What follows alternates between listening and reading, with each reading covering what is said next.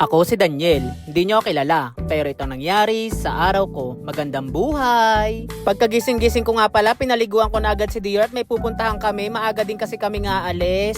Buti na nga lang din at maaga ko siyang pinakain at sabi ng jowa ko, paliguan ko daw at aalis kami at may pupuntahan kami, uwi kasi kaming Bataan. Nagulat nga ako at agang-agan sabi niya mag-asikaso daw ako at aalis daw kami. Kaya dali-dali ako, nasikaso ko na agad yung mga gamit at pinaglalagay ko na yung gamit ni Dior sa bag. Mahirap na rin kasi na baka may maiwan ako mga gamit ni Dior at malayo pa din ang pupuntahan namin. Bago na lang din pala muna kami umalis, inayos ko na lang din muna tong mga hinigaan namin para pagbalik namin maayos at walang kalat. Talaga naman sa pag-aasikaso ng gamit, lalo na pag may pupuntahan kami at malayo ang pupuntahan, talagang ako nag-aasikaso ng mga gamit at mahirap nang may maiwanan, lalo na sa mga damit namin. Pag umaalis din kami, napakadami ko kasing dalang damit at saka mga shirt para kahit medyo matagal kami doon, hindi kami mauubusan. Kadalasan din kasi pag umaalis kami, minsan nagtatagal kami doon, kaya talagang naninigurado na ako at mahirap na. Habang nag-aasikaso na yung jowa ko at naliligo, nag-aasikaso naman ako mga gamit namin na dadalhin sa sasakyan at pinaglalagay ko na. Bago na lang din pala muna kami umalis, dumaan muna ako ng BP at nag-withdraw muna ako ng pambayad sa permit namin.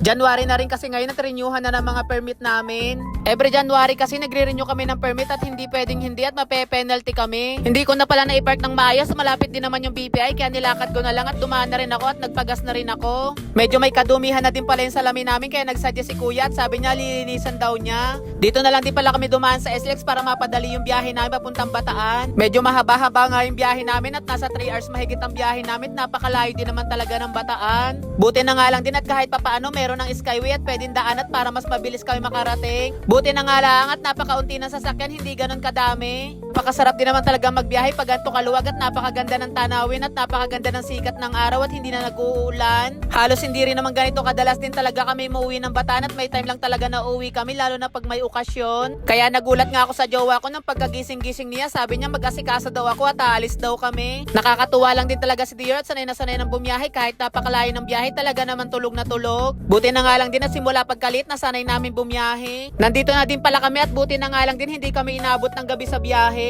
Pagkadating din pala namin, pinakain lang din kami muna saglit at nag-iinuman na. Piyesta din pala dito ng Santo Niño kaya talagang maraming tao at mga nag-iinuman at mga nagkakantahan. Ito naman pala si Dior, feeling close sa mga taong nakikita niya dito ay halos naman hindi niya kilala. Talaga namang napakarami nagpapaputok at dadaan ang Santo Niño. Buti na nga lang din at dito dumaan sa harap ng bahay ng kaibigan ng jowa ko ang Santo Niño. Talaga naman daw ng taon-taon talagang sineselebrate yung ganitong okasyon. Nakakatuwa lang din talaga na kahit napakatagal na tong ganitong ginagawa, hanggang ngayon marami pa rin taong gumagawa.